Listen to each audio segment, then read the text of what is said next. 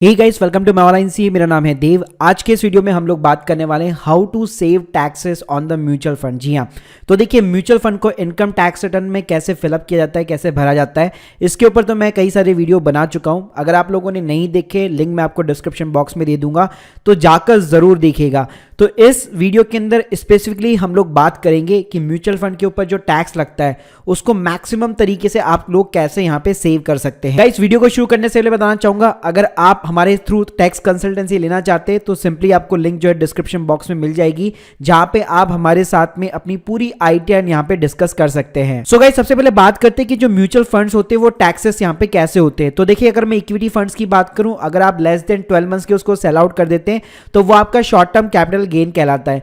उसके बाद में अगर मतलब 12 महीने के बाद में करेंगे, that is the long term capital gain. वहीं पे डेट फंड्स में ये जो 12 महीने वो आपका 36 महीने बन जाता है। अब गाइस, मैं आपको 4 तरीके सिंपल बताऊंगा कि कैसे जो शॉर्ट टर्म कैपिटल गेन है या जो लॉन्ग टर्म कैपिटल गेन है, इसके अंदर देखिए जो शॉर्ट टर्म कैपिटल गेन होता है उसको सेव करना थोड़ा सा यहाँ पे डिफिकल्ट हो जाता है, लेकिन जो लॉन्ग टर्म कैपिटल गेन है अगर आप एक स्ट्रेटेजी के साथ में चलेंगे तो उसको इजीली यहाँ पे सेव कर सकते हैं। सो गाइस, इसके अंदर मेरी जो पहली स्ट्रेटेजी है that is the sell and buy on the same date और द मंथ। तो गाइस, इसका मतलब क्या है? गाइस, जनरली क्या होता है, लॉन्ग टर्म कैपिटल जो गेन होता है उसके अंदर गवर्नमेंट का ये रूल है कि 1 लाख रुपीस तक का जो भी प्रॉफिट होगा आपके म्यूचुअल फंड के ऊपर as a long term capital gain, वो आपका यहाँ पे एग्जेम्प्ट होता है। तो फॉर एन एग्जांपल के साथ मैं बताता हूं यहाँ पे कि मान लीजिए इस साल जो है आपको लॉन्ग टर्म कैपिटल गेन हो रखा है, आपको दिख रहा है, अभी तक आपने बुक नहीं किया, लेकिन आपको अपने जो डीमैट अकाउंट है उसके अंदर दिख रहा है कि मेरा जो 1.5 लाख रुपए यहाँ पे बन चुका है as a long term capital gain. तो गाइस, यहाँ पे आपको क्या करना है, 21-22 के अंदर मतलब करंट फाइनेंशियल ईयर के अंदर मान लीजिए आपने रिडीम कर लिए अपने म्यूचुअल फंड के यूनिट्स फैब 2022 के अंदर, और आपने प्रॉफिट बुक कर लिया 99,000 रुपए का। जी हाँ, तो 1 लाख तक तो मेरा एग्जेम्प्ट है। तो इसका मतलब क्या हुआ, जो फाइनेंशियल ईयर 21-22 है उसके अंदर जो मैंने ये प्रॉफिट बुक किया है as a long term capital gain 99,000, ये पूरा यहाँ पे मेरा एग्जेम्प्ट हो गया। अब गाइस, नेक्स्ट स्टेप में मुझे क्या करना है, ये जो 99,000 है ये मुझे अपने बैंक अकाउंट के अंदर संभाल के नहीं रखने हैं, इसको वापस मुझे यहाँ पे री इन्वेस्ट करना है। चाहे जो मैंने म्यूचुअल फंड्स यूनिट्स यहाँ पे बेची है, अगेन उसी के अंदर मैं सेम अमाउंट के साथ में वापस एंट्री मान लूंगा। अब गाइस, कई लोगों को यहाँ पे कॉन्फ्लिक्ट होता है, कंफ्यूजन होती है कि अगर मैं वापस उसी म्यूचुअल फंड को खरीदूंगा तो गाइस, पहले तो मैंने बहुत साल पहले जब खरीदा था तब उसकी यूनिट प्राइस काफी कम थी, अभी मैं ज्यादा के ऊपर खरीद रहा हूं, तो क्या जो कंपाउंडिंग इफेक्ट है या मैं जो हाई प्राइस पे खरीद रहा हूं, क्या उससे मेरे रिटर्न के ऊपर जो भी मेरे को रिटर्न मिलेगा लॉन्ग टर्म पीरियड के अंदर, उसके ऊपर क्या कोई इंपैक्ट आएगा या नहीं आएगा? तो देखिए, इसका भी मैं एक सिंपल एग्जांपल दे देता हूं। मान लीजिए आपने एक यूनिट बाई की थी 100 रुपए की, ठीक है, लॉन्ग टर्म कैपिटल गेन के अंदर आपने उसको 200 रुपए में बेच दिया, आपने प्रॉफिट बुक कर लिया 100 रुपए का 1 साल के अंदर। फिर नेक्स्ट ईयर आपने क्या किया, ये जो 100 रुपए आपने प्रॉफिट बुक किया उसी को घुमा फिरा के वापस आपने री इन्वेस्ट कर दिया।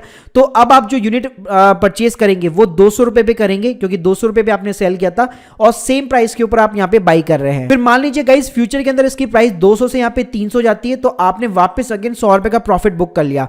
तो गाइस, यहाँ पे क्या किया, आपने 200 रुपए का अल्टीमेटली प्रॉफिट बुक किया, लेकिन दोनों ही जो 100 रुपए के प्रॉफिट है वो अलग अलग फाइनेंशियल ईयर में हुए हैं। अब गाइस, अगर आप इस स्ट्रेटेजी के साथ में नहीं चलते तो आप क्या करते, 100 रुपए का आपका जो प्राइस था यूनिट का, वो आप 300 रुपए में मान लीजिए कभी भी बेचते तो आपको अल्टीमेटली होता 200 रुपए का ही प्रॉफिट, लेकिन वो 200 का प्रॉफिट आप एक ही साल में बुक कर लेते, जिसके ऊपर आपका टैक्स लग जाता। और अभी उसी चीज को मैंने यहाँ पे 2 फाइनेंशियल ईयर के अंदर डिवाइड कर दिया सिंपली तरीके से। अब गाइस, बात करते हैं सेकंड मेथड की, that is the divide your mutual fund profits in 2 financial year. तो गाइस, सपोज आपका जो प्रॉफिट है वो 1.5 लाख रुपए हो रहा है, तो आपने क्या किया, 1 लाख रुपए के जो यूनिट्स थे आपने मार्च 2022 के पहले बेच दिए, और 50,000 रुपए के जो रेस्ट यूनिट्स थे वो आपने मतलब जो प्रॉफिट जो बुकिंग थी वो आपने अप्रैल 2022 के बाद में की। तो इससे आपका जो मैंने अभी आपको पहला एग्जांपल दिया, इसी तरह इसी एग्जांपल के अंदर मान लीजिए किसी भी म्यूचुअल फंड से आप मान लीजिए क्विट करना चाहते हैं, एग्जिट मारना चाहते हैं, लेकिन आपको लग रहा है कि मैं बहुत आगे आ चुका हूं, लॉन्ग टर्म प्रॉफिट भी 1.5 लाख रुपए का हो चुका है, तो आप अपनी इस तरह की स्ट्रैटेजी बनाकर इसी प्रॉफिट को 2 फाइनेंशियल ईयर के अंदर डिस्ट्रीब्यूट करेंगे तो सिंपली यहां पे आपका टैक्स भी बच जाएगा। सो गाइस, ये तो बात हो गई हमारी लॉन्ग टर्म कैपिटल गेन को बचाने की। तो अब हम मैं तीसरा तरीका बताने वाला हूं, set off the carry forward losses. इसके अंदर आपका शॉर्ट टर्म भी बचता है और लॉन्ग टर्म ही बचता है। तो देखिए, पहले एक रूल समझ लीजिए कि जब भी आपको कभी भी लॉसेस हो, चाहे म्यूचुअल फंड के अंदर हो, स्टॉक्स के अंदर हो, हमेशा आपको अपनी आईटीआर के अंदर दिखाना चाहिए ताकि आप उसको कैरी फॉरवर्ड कर सके। क्योंकि अगर आप कैरी फॉरवर्ड नहीं करेंगे तो आने वाले सालों के अंदर उसको आप ब्रॉड फॉरवर्ड नहीं कर सकते। सकते, मतलब आने वाले सालों के अंदर जब भी आपको प्रॉफिट होगा उसके अगेंस्ट में आप सेट ऑफ नहीं कर पाएंगे। अब गाइस सेट ऑफ करने का एक सिंपल सा रूल होता है, जो आपका शॉर्ट टर्म कैपिटल लॉस होता है उसको आप शॉर्ट टर्म कैपिटल गेन या फिर लॉन्ग टर्म कैपिटल गेन दोनों के ही थ्रू यहां पे जो है सेट ऑफ कर सकते हैं। मतलब मान लीजिए आपका जो भी लॉस होगा उसको आपका जितना भी प्रॉफिट है, चाहे शॉर्ट टर्म है चाहे लॉन्ग टर्म है, इजीली वो यहां पे सेट ऑफ हो जाएगा। वहीं पे अगर मैं लॉन्ग टर्म कैपिटल लॉस की बात करूं तो वो सिर्फ लॉन्ग टर्म कैपिटल प्रॉफिट से ही सेट ऑफ हो सकता है, उसमें फिर आप अपना शॉर्ट टर्म जो है यहां पे टैक्स नहीं बचा पाएंगे। तो गाइस कभी भी अगर मान लीजिए आपको स्टॉक्स के ऊपर शॉर्ट टर्म यहां पे लॉस हो रहे हैं तो हमेशा अपनी आइडिया के अंदर दिखाइए, उसको कैरी फॉरवर्ड कीजिए या वक्त आने पर उसको आप ब्रॉड फॉरवर्ड करके आराम से अपने जो भी म्यूचुअल फंड्स होंगे या जो भी स्टॉक्स के प्रॉफिट होंगे उसके अगेंस्ट पे सेट ऑफ कर सकते हैं। वहीं पे अगर लॉन्ग टर्म की भी बात करूं तो सेम तरीका होगा। इवन गाइस आप ये भी कर सकते हैं कि जो अंडर परफॉर्मिंग जो फंड्स है, आपको लग रहा है कि ये फंड्स फ्यूचर के अंदर नहीं बढ़ने वाले, तो उस पे भी आप लॉस बुक करके आने वाले जो प्रॉफिट्स होंगे उसके ऊपर भी आप टैक्स बचा सकते हैं। इसके अलावा गाइस अगर कोई F&O के अंदर डील करता है, किसी का बिजनेस लॉसेस है उसको बिजनेस लॉस की तरह दिखाता है, तो वो भी इजीली यहां पे गेन्स के अगेंस्ट में सेट ऑफ हो जाता है। अब गाइस मैं बताऊंगा आपको fourth method, that is the rebate under section 87A, जिसमें आपको 12,500 की टैक्स रिबेट मिलती है। अब गाइस कई लोग क्या समझते हैं कि लेट्स सपोज किसी ने शॉर्ट टर्म कैपिटल गेन कमा लिया, उसको ये लगता है कि अगर मैं इसको दिखाऊंगा तो मुझे टैक्स पे करना पड़ेगा। लेकिन गाइस यहां पे मैं आपको बताना चाहूंगा, अगर आपका शॉर्ट टर्म कैपिटल गेन और आपकी सारी इनकम मिला के लेस देन 5 लाख रुपीज है तो आपको अपनी जेब से यहां पे कोई भी टैक्स नहीं पे करना। जो भी टैक्स बनेगा उसके ऊपर आपको 12,500 रुपए की यहां पे रिबेट मिल जाती है। ये लॉन्ग टर्म कैपिटल गेन के ऊपर एप्लीकेबल नहीं होगा, उसके ऊपर टैक्स बना तो आपको पे करना ही पड़ेगा।